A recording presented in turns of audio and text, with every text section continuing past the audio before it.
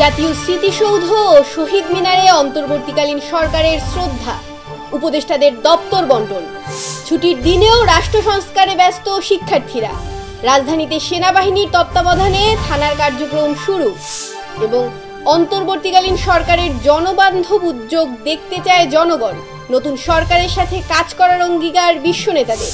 অভিনন্দন ভোরের পাতা প্রাইম নিউজে, সাথে আছি মৌমিতা দাস। শুনছিলেন সংবাদ শিরোনাম, এবার বিস্তারিত।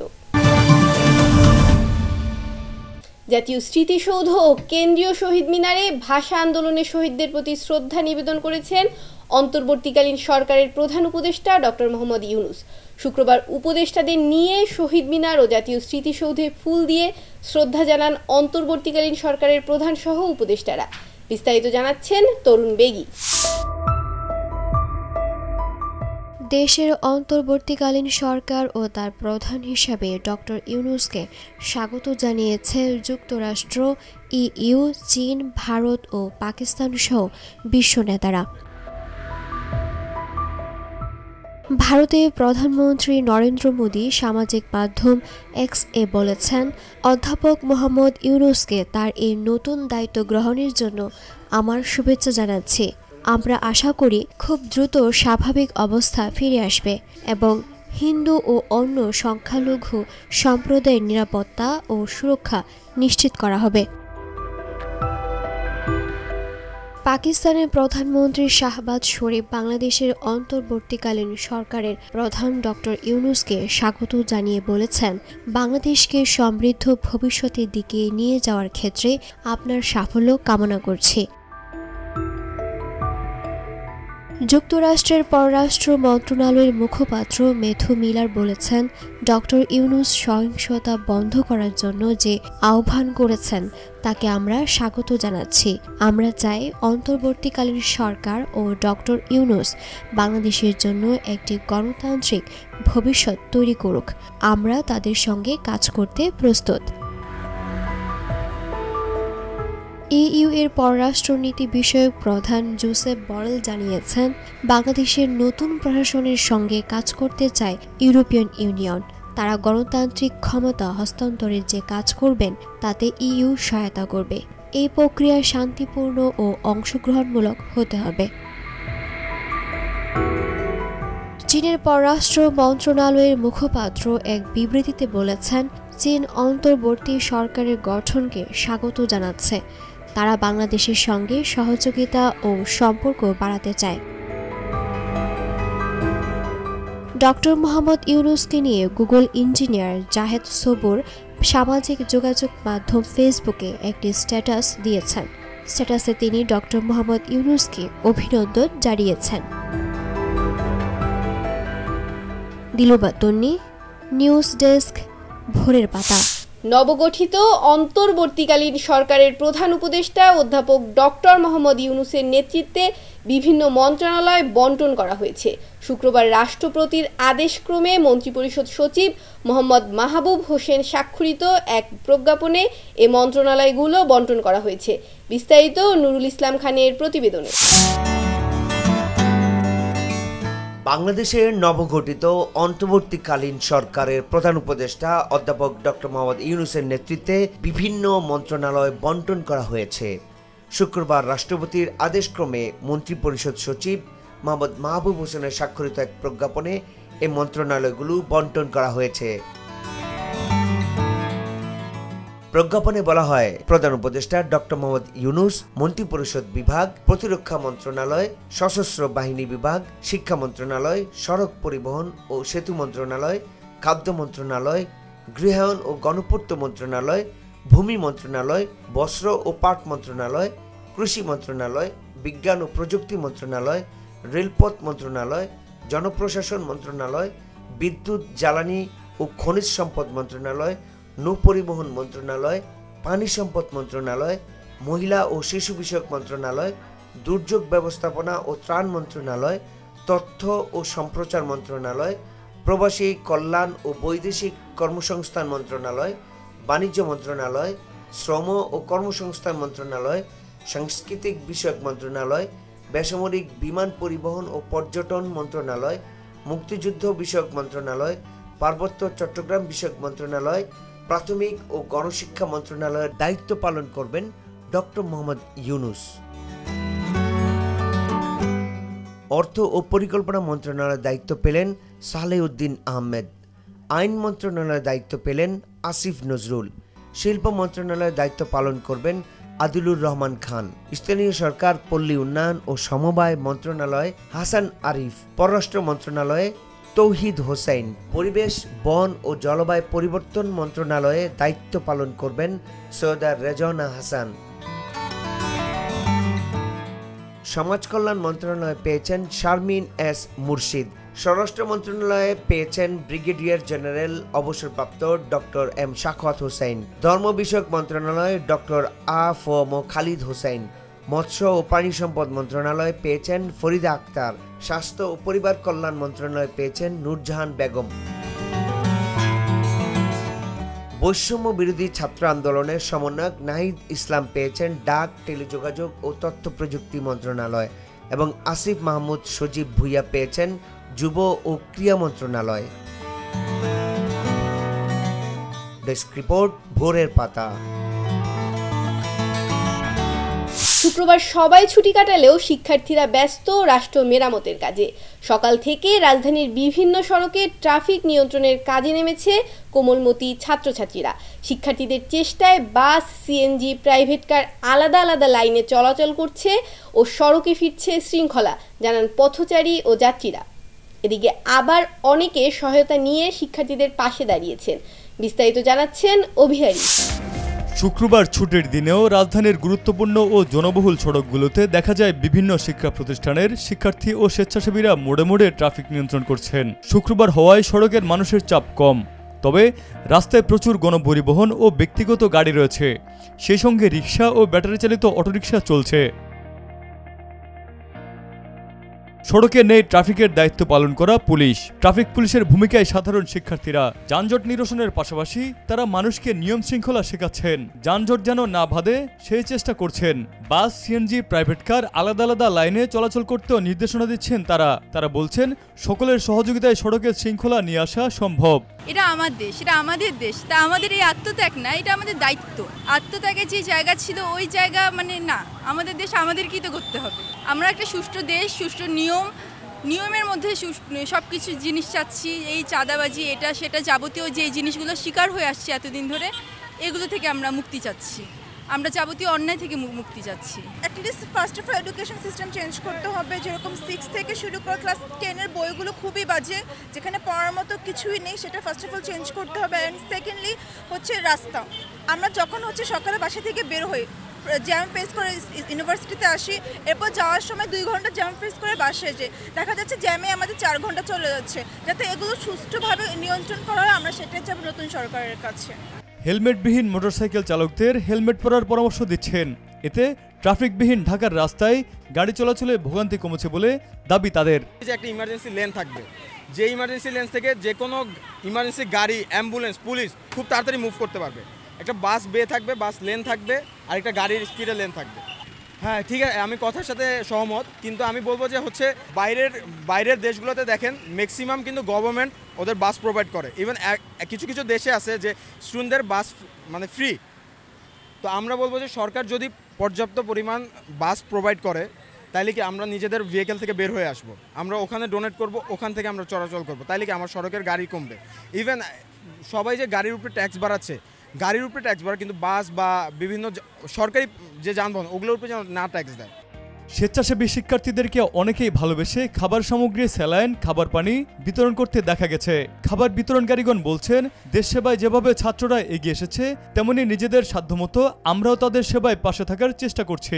ছাত্রছাত্রীরা যে মহৎ কাজ করছে, তার সাথে এমএস গ্লোবাল গ্রুপের পক্ষ থেকে আমরা তাদের সাথে একাত্মতা ঘোষণা করছি। তারা এই রোদ বৃষ্টির মধ্যে যে কাজটা করছে, এটা একটা বিশাল ব্যাপার, এবং আমরা দেশের নাগরিক হিসাবে আমরা মনে করি যে আমাদের এটা নৈতিক দায়িত্ব যে তাদের সাথে থাকা, তাদেরকে সহযোগিতা করা, যাতে তারা তাদের কাজটা আরও সুন্দরভাবে এগিয়ে নিয়ে যেতে পারে। ওকে, আমার যদি সেই বয়সটা থাকতো এদের, পসিবলি আমি ওখানে দাঁড়িয়ে থাকতাম। আমার নিজের সন্তানদেরকে দিকে তাকিয়ে আমার মনে হয় যে দে আর মাই চিলড্রেন, এবং এই ইয়েতে আমি মনে করি যে what they are doing for the development of the country, সরকার দেশকে এগিয়ে নিয়ে যাওয়ার জন্য that's a great thing they are doing.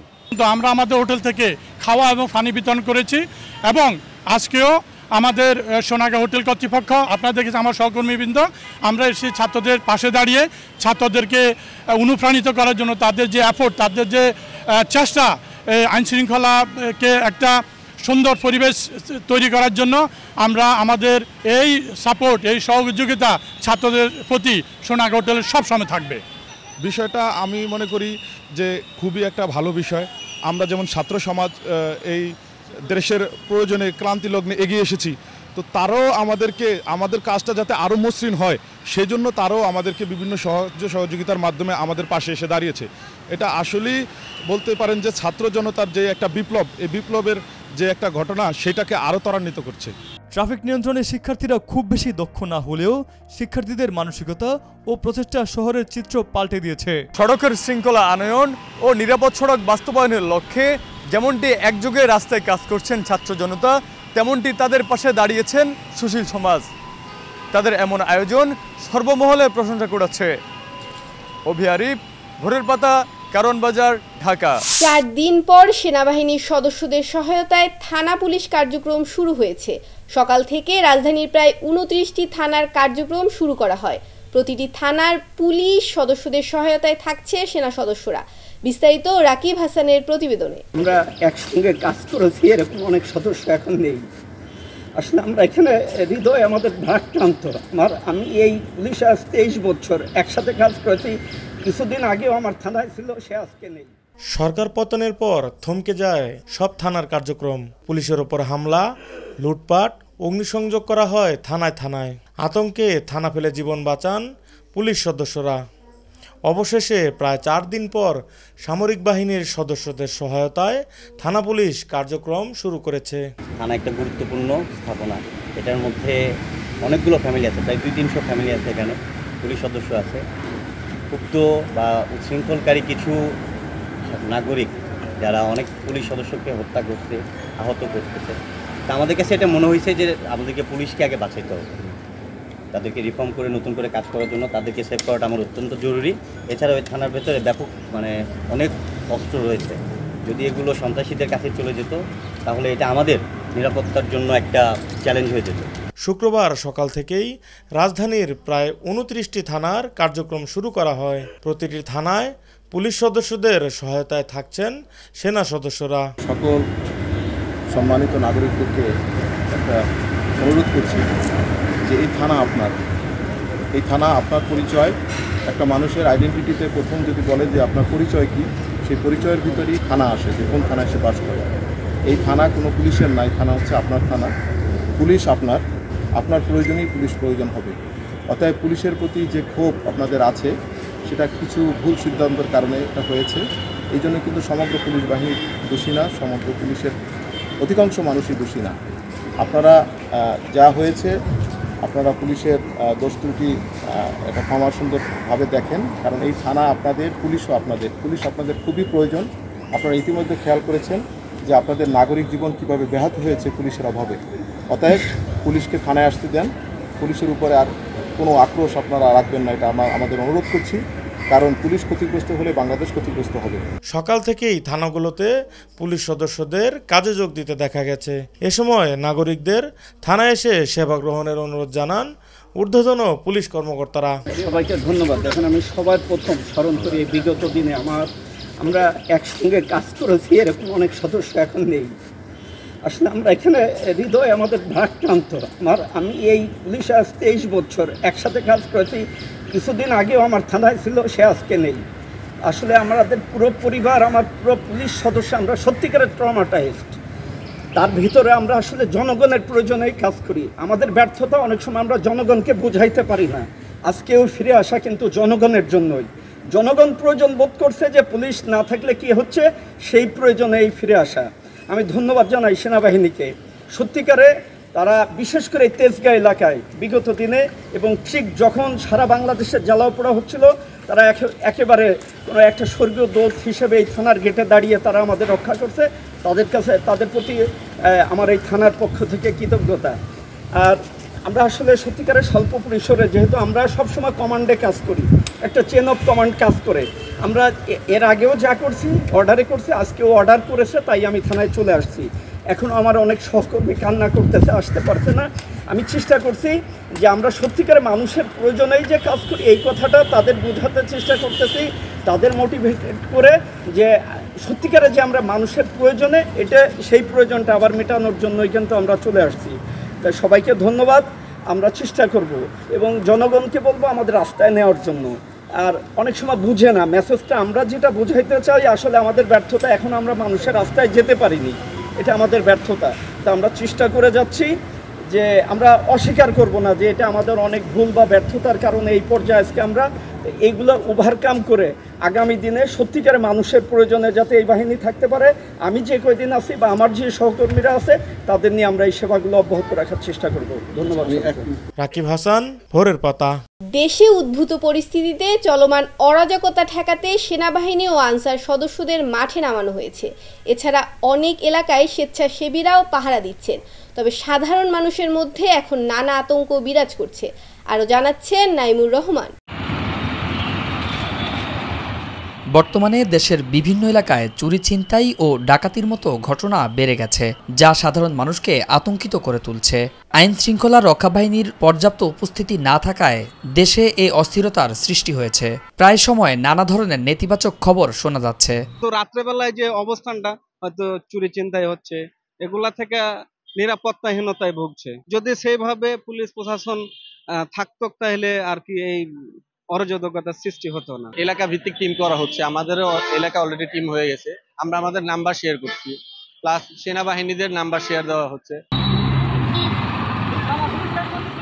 রাজধানীর সচেতন নাগরিকরা বলছেন, যার যার নিজ এলাকায় সরকারি স্থাপনা, থানা, দোকানপাট এবং সংখ্যালঘুদের জানমালের নিরাপত্তা ও উপাসনালয় পাহারা জোরদার করা সহ এই উদ্ভূত পরিস্থিতিতে আইন শৃঙ্খলা রক্ষায় ঐক্যবদ্ধভাবে নাগরিক দায়িত্ব পালন করতে হবে।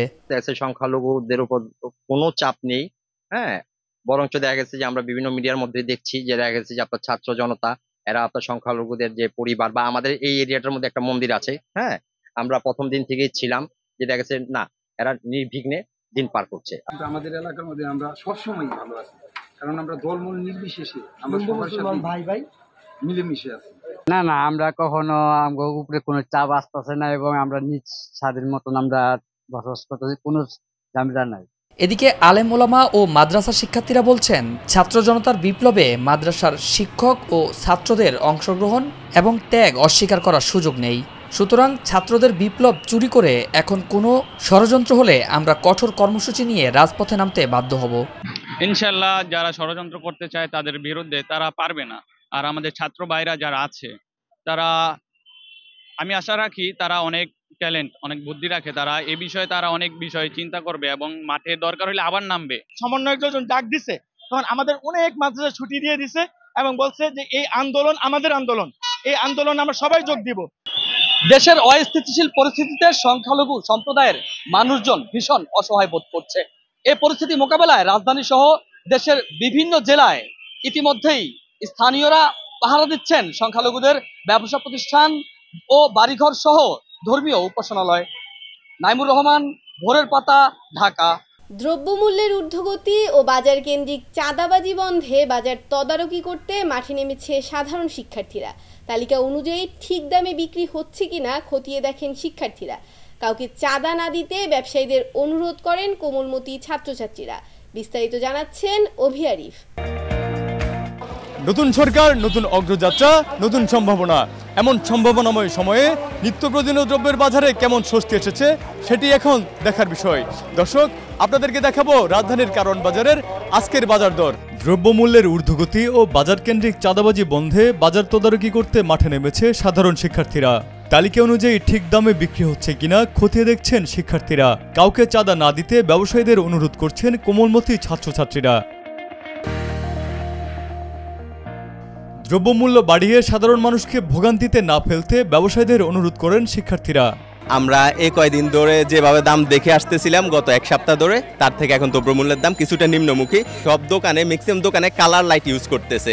সেখানে আমাদের যারা যারা কিনতে আসে কনজিউমার তারা হচ্ছে প্রতারিত হন। দেখেন আপনি যদি হচ্ছে পেঁয়াজের উপর একটা লাল লাইট দিয়ে দেন, হ্যাঁ লাল লাইট দিয়ে দেন, সেটা অনেক ফ্রেশ মনে হবে, কিন্তু অ্যাকচুয়ালি সেটা ফ্রেশ না। আপনি যদি কাঁচা মরিচের উপর সবুজ লাইট দিয়ে দেন, সেটা অনেক ফ্রেশ মনে হবে, অ্যাকচুয়ালি সেটা ফ্রেশ না। তো এই ধোঁকাগুলো আমরা বন্ধ করার ট্রাই করতেছি। শিক্ষার্থীদের চেষ্টা ও নতুন সরকারের পদক্ষেপে সিন্ডিকেট ভাঙা গেলে বাজারের নিত্য প্রয়োজনীয় দ্রব্যের দাম আরও কমবে বলে দাবি করছেন ক্রেতারা। বাজারের দ্রব্যের দামে সমন্বয়ে সরকার তথা ভোক্তা অধিকারের কঠোর মনিটরিং এবং অনিয়মকারীদের বিরুদ্ধে যথাযথ ব্যবস্থা গ্রহণ করতে পারলে বাজার নিয়ন্ত্রণে পরিবর্তন নিয়ে আসা সম্ভব বলে মনে করছেন শিক্ষার্থীরা। বাজার ঘুরে যা দেখলাম, দাম কিছুই কমেনি। আমি কয়েকজন মানুষের সাথে, সাধারণ জনতার সাথে কথা বলে দেখলাম, তারা বলছে পেঁয়াজের দাম যেমন ছিল তেমনই ছিল, যা করলার দাম আমি আজ থেকে এক সপ্তাহ আগে যা দেখেছি তাই আছে, কমানোর কোনো কিছু দেখছি না।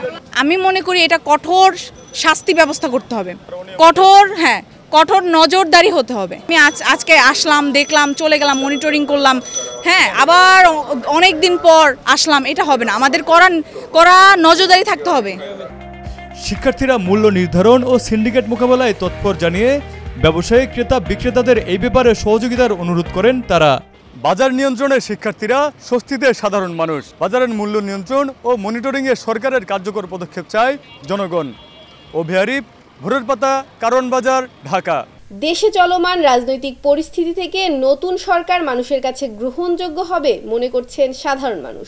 একই সঙ্গে দেশের ইতিবাচক পরিবর্তনেও নতুন আশা দেখছেন তারা।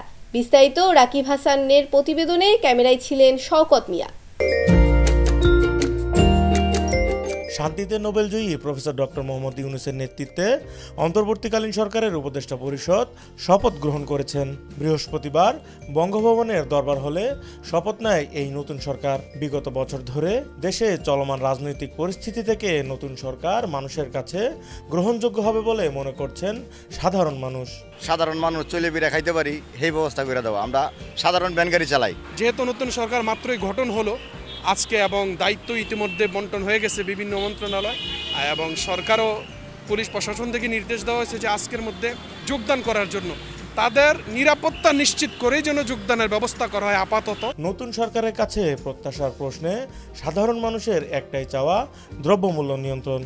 এছাড়া চলমান সহিংসতা বন্ধেও সরকারের জোরালো পদক্ষেপ দেখতে চায় তারা।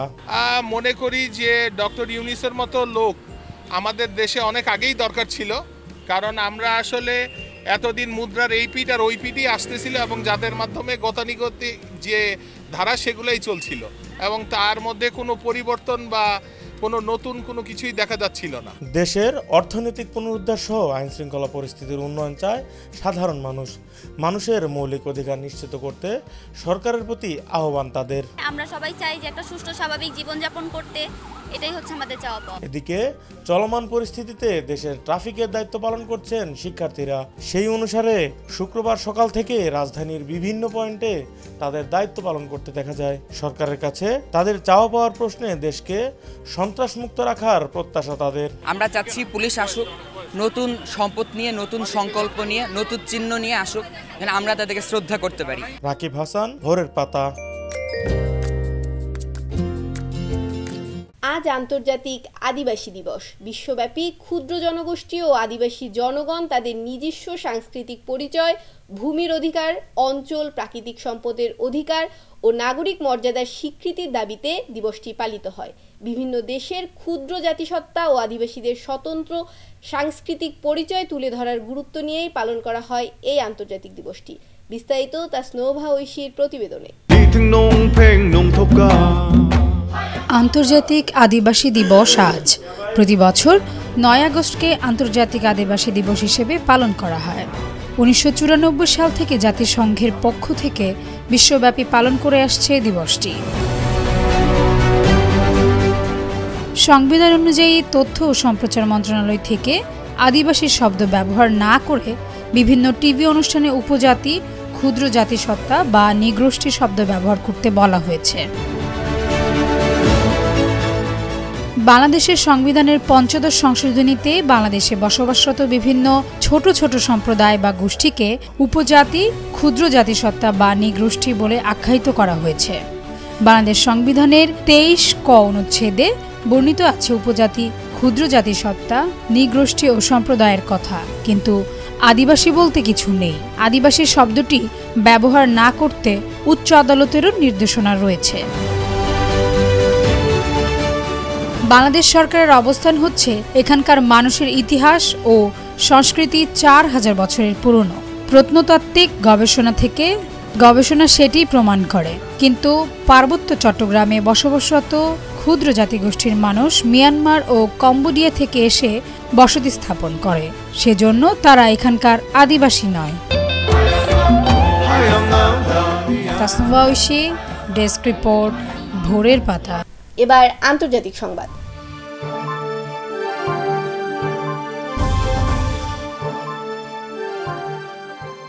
বাংলাদেশের অন্তর্বর্তীকালীন সরকার ও তার প্রধান হিসেবে ডক্টর ইউনূসকে স্বাগত জানিয়েছে যুক্তরাষ্ট্র, ইইউ, চীন, ভারত ও পাকিস্তান সহ বিশ্ব নেতারা। অভিনন্দন জানানোর পাশাপাশি দেশের উন্নয়নে ইউনূস সরকারের সাথে একসাথে কাজ করার প্রত্যয় ব্যক্ত করেন বিশ্ব নেতারা। বিস্তারিত দিলরুবা তন্নির প্রতিবেদনে। দেশের অন্তর্বর্তীকালীন সরকার ও তার প্রধান হিসাবে ডক্টর ইউনূসকে স্বাগত জানিয়েছে যুক্তরাষ্ট্র, ইইউ, চীন, ভারত ও পাকিস্তান সহ বিশ্ব নেতারা। ভারতের প্রধানমন্ত্রী নরেন্দ্র মোদী সামাজিক মাধ্যম এক্স-এ বলেছেন, অধ্যাপক মোহাম্মদ ইউনূসকে তার এই নতুন দায়িত্ব গ্রহণের জন্য আমার শুভেচ্ছা জানাচ্ছি। আমরা আশা করি খুব দ্রুত স্বাভাবিক অবস্থা ফিরে আসবে এবং হিন্দু ও অন্য সংখ্যালঘু সম্প্রদায়ের নিরাপত্তা ও সুরক্ষা নিশ্চিত করা হবে।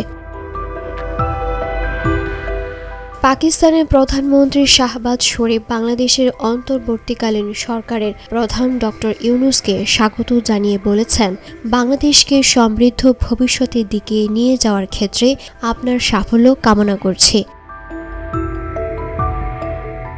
যুক্তরাষ্ট্রের পররাষ্ট্র মন্ত্রণালয়ের মুখপাত্র ম্যাথু মিলার বলেছেন, ডক্টর ইউনূস সহিংসতা বন্ধ করার জন্য যে আহ্বান করেছেন তাকে আমরা স্বাগত জানাচ্ছি।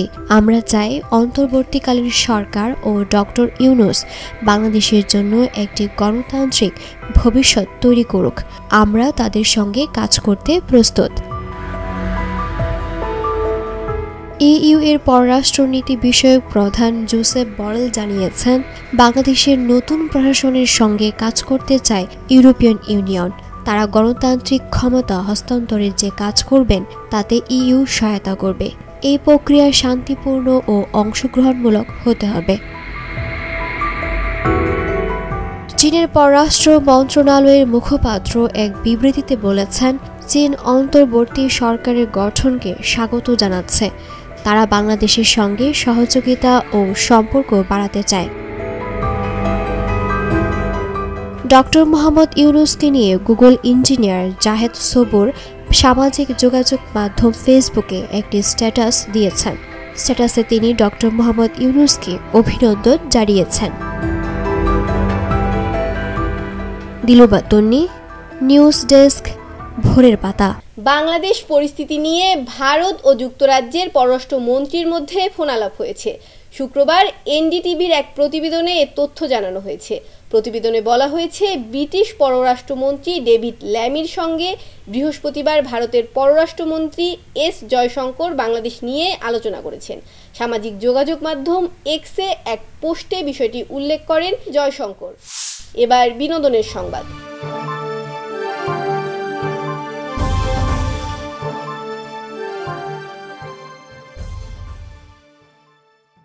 বৈষম্য বিরোধী ছাত্র আন্দোলনকে সমর্থন জানিয়ে সাধারণ জনগণের পাশাপাশি তারকারাও শিক্ষার্থীদের সঙ্গে সংহতি জানিয়ে তাদের পাশে ছিল।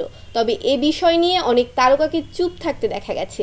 এর মধ্যে অন্যতম হলো অভিনেতা চঞ্চল চৌধুরী। হঠাৎ সামাজিক যোগাযোগ মাধ্যমে পোস্ট দেয়ায় বিপাকে পড়েছেন এ অভিনেতা। নীরবতা ভেঙে এবার এ অভিনেতা সামাজিক যোগাযোগ মাধ্যমে দীর্ঘ এক পোস্ট করেছেন, যেখানে দাবি করেছেন তার মায়ের অসুস্থতাজনিত কারণে সাম্প্রতিক সময়ে সামাজিক যোগাযোগ মাধ্যমে খুব বেশি সক্রিয় হতে পারেননি। দেশের সাম্প্রতিক পরিস্থিতিতে তিনি কোনো মন্তব্য করেননি দাবি করে চঞ্চল চৌধুরী লিখেছেন, আমি চঞ্চল চৌধুরী বলছি, আমার নাম ব্যবহার করে কোনো বিদেশি বা দেশি পত্রপত্রিকা বা সামাজিক যোগাযোগ মাধ্যমে সাম্প্রতিক বিষয়ে যদি কিছু লেখা হয় তার দায় আমার নয়, কারণ এখন পর্যন্ত আমি কোনো পত্রপত্রিকা বা সামাজিক যোগাযোগ মাধ্যমে কোনো বিষয় নিয়ে কোনো বক্তব্য দেইনি। এবার খেলাধুলার সংবাদ। বাফুফের সিনিয়র সহসভাপতির পদ থেকে পদত্যাগ করেছেন আব্দুস সালাম মুর্শেদি। বৃহস্পতিবার দেয়া পদত্যাগপত্রে কারণ হিসেবে ব্যক্তিগত কারণ দেখানো হয়েছে। বাংলাদেশ ফুটবল ফেডারেশন থেকে এক সংবাদ বিজ্ঞপ্তিতে বিষয়টি নিশ্চিত করা হয়েছে। সালাম মুর্শেদি 2008 থেকে 2024 সাল পর্যন্ত বাফুফের সিনিয়র সহসভাপতি হিসেবে দায়িত্ব পালন করে আসছিলেন। শুরু থেকে পেশাদার লীগ কমিটির চেয়ারম্যানও ছিলেন তিনি। তবে চলতি মেয়াদে বাফুফের ফিনান্স রেফারিজ কমিটির চেয়ারম্যান হিসেবে দায়িত্ব পালন করতে হয়েছে। সেই পদ থেকেও অব্যাহতি নিয়েছেন এই সাবেক ফুটবলার। আগামী অক্টোবরে বাফুফেতে নতুন করে নির্বাচন হওয়ার কথা রয়েছে। বাফুফে ছাড়াও সালাম মুর্শেদি টানা 3 বার আওয়ামী লীগের সংসদ সদস্য নির্বাচিত হন। সংবাদ শেষ করার আগে শিরোনামগুলো আরেকবার। জাতীয় স্মৃতিসৌধ ও শহীদ মিনারে অন্তর্বর্তীকালীন সরকারের শ্রদ্ধা, উপদেষ্টাদের দপ্তর বন্টন। ছুটির দিনেও রাষ্ট্র সংস্কারে ব্যস্ত শিক্ষার্থীরা। রাজধানীতে সেনাবাহিনীর তত্ত্বাবধানে থানার কার্যক্রম শুরু। এবং অন্তর্বর্তীকালীন সরকারের জনবান্ধব উদ্যোগ দেখতে চায় জনগণ। নতুন সরকারের সাথে কাজ করার অঙ্গীকার বিশ্ব নেতাদের। এই ছিল আজকের ভোরের পাতা প্রাইম নিউজ। সারা দেশের সর্বশেষ আপডেট পেতে চোখ রাখুন ভোরের পাতায়। ধন্যবাদ।